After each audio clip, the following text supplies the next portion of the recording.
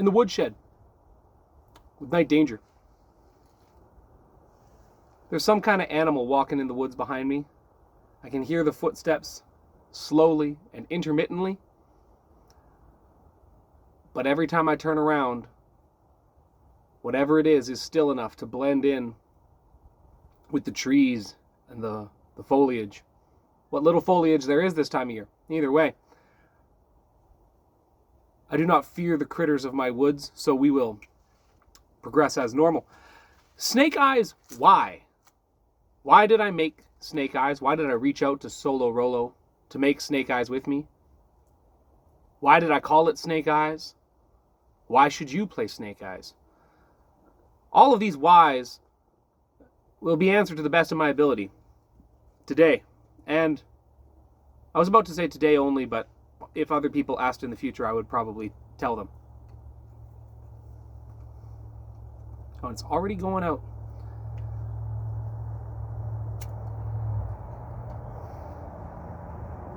So first, why make Snake Eyes? The short version is, as I mentioned in the previous video, Disco Elysium. Disco Elysium is a wonderful game. It's a masterpiece.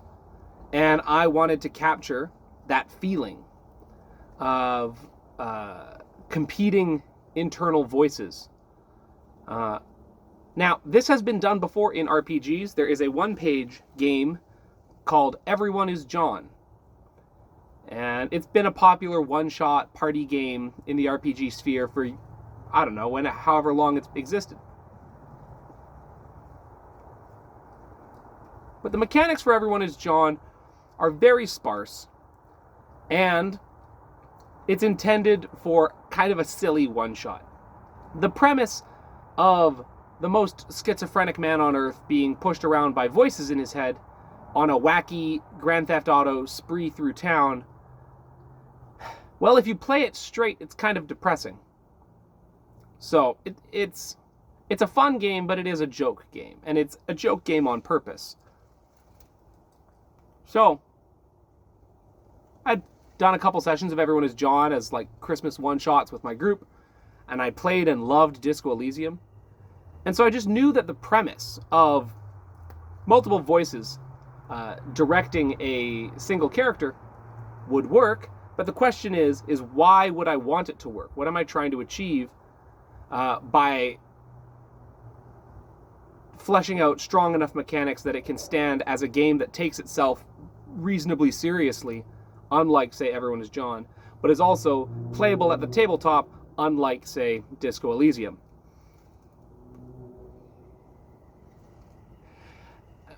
And a big part of it comes down to genre. I love detective fiction. I really love hard-boiled detective fiction. I love hard case crime novels. I of course love The Maltese Falcon and newer detective movies, The Nice Guys. I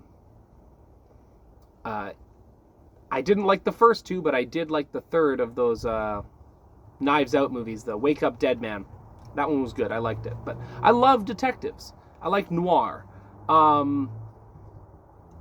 There's a separate literary genre that I love, and that is the picaresque, and in particular, the fantasy picaresque.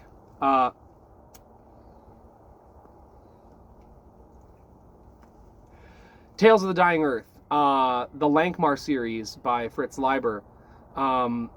Stories of scoundrels, of lowlifes, getting into and out of trouble in a weird, strange, fantastic world.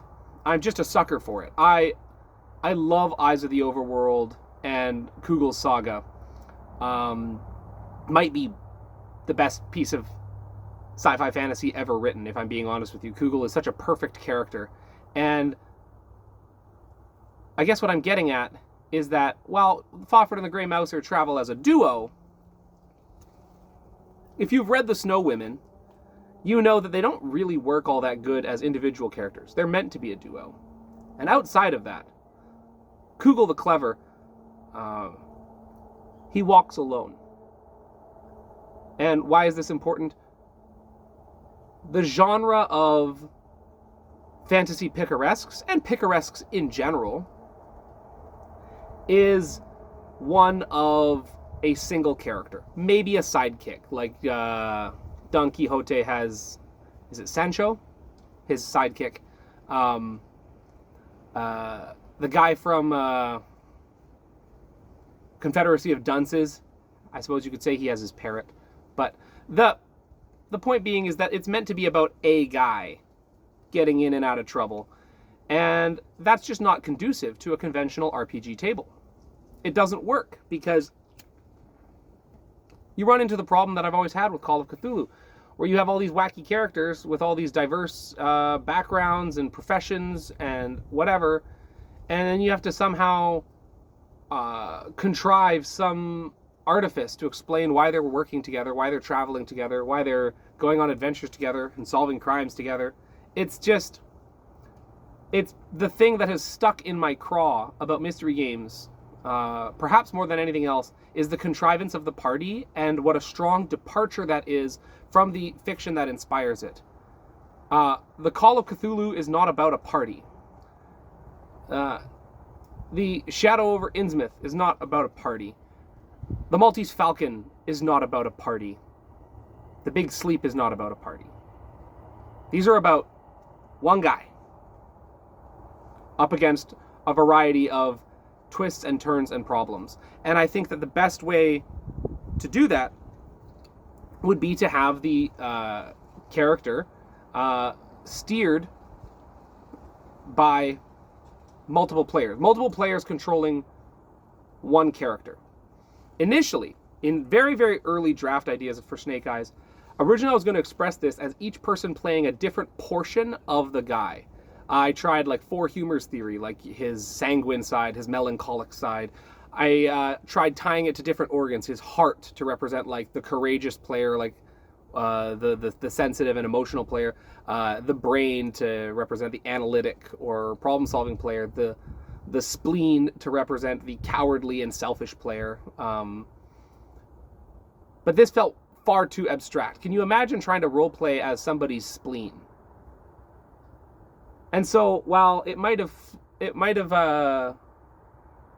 been able to go, and I could have gotten away with it on the Forge back in the day, maybe. But it was too abstract. It was too strange of a conceit to get over. So I returned to the drawing board.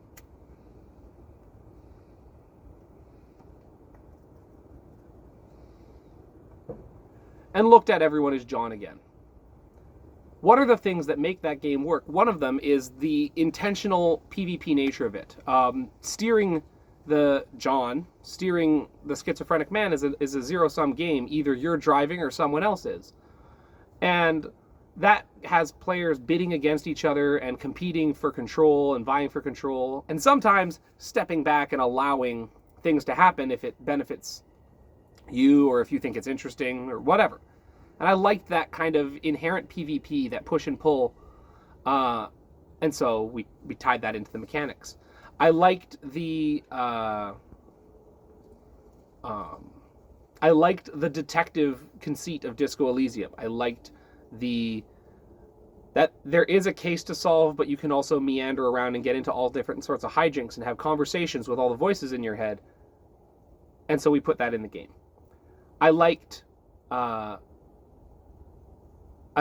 Dying Earth. And so when in our collaborative world building game, 7 months of play-by-post writing last year, we got this huge multi-layered, not even cosmopolitan, like uberpolitan, megapolitan, I don't know, this enormous dense gumbo of a city with all kinds of strange stuff going on, and I was like, it's perfect. It's the perfect place to put a picaresque hero. It's kind of Dying Earth, it's kind of industrial, it's kind of fantasy. It's just, the setting really sold me. So we were able to take the things I liked from Everyone is John, with the things that I liked from Disco Elysium, the setting conceit that I like in picaresque literature. And in a lot of ways, this just ended up becoming a swirling mass of stuff that I enjoy. But other variables were to be contended with. And this is, I didn't want, how do I put this? I didn't want the game to just be Night Danger's Hobby Horses, the RPG. And so I brought in a co-creator, Mr. Solo Rolo, who in real life is my godfather, and I trust implicitly with everything. And he'd been a very active player in the play-by-post world building, so he was familiar with the setting. He was familiar with the vibes. And him and I, we have similar tastes, but they diverge in key ways. He's way more of a metalhead than I am. He's older than I am. His cultural touchstones are about 10 to 15 years behind mine. And so I brought him into the writing process so that we could feed ideas to each other, aesthetics, inspirational media, mechanics, back and forth. And it went through a lot of iterations, a lot of proposed things that ended up getting scrapped, that ended up getting discarded. And I think that the end result is something that I would not have been able to come up with on my own. So as a check-in of what we've covered so far, why did I make Snake Eyes? Because I wanted to take a bunch of stuff that I love and put it in a blender. And why did I bring Solo Rolo in? So that it wouldn't feel like a bunch of things that I liked put into a blender. Let's get some external, let's expand the gene pool of the ideas a little bit. And so I guess the final why would you play Snake Eyes? If you want to do something that is at once a story game, a very narrative-focused game where the mechanics inform and inspire specific types of behavior, like you would see in Pendragon with the Passions, where you're not free to do whatever you want. The mechanics and your stats and your abilities are going to direct you to act in certain ways. If you like that kind of thing in games, you might like Snake Eyes. If you like talking in character, you might like Snake Eyes, because talking in character is a non-negotiable part of the game. You are forbidden, as a player, from speaking to the GM out of character. The game doesn't work and doesn't deliver on the functions that it is designed for if you break character. If you like messing with other players at the table, if you like antagonizing your fellow players to get interesting or dynamic results, you might like Snake Eyes. You'll probably enjoy the bidding mechanic and the undercutting and the manipulating that happens with the task resolution system. If you like Dying Earth fiction, you might like the setting primer in Snake Eyes for the city of Pax. If you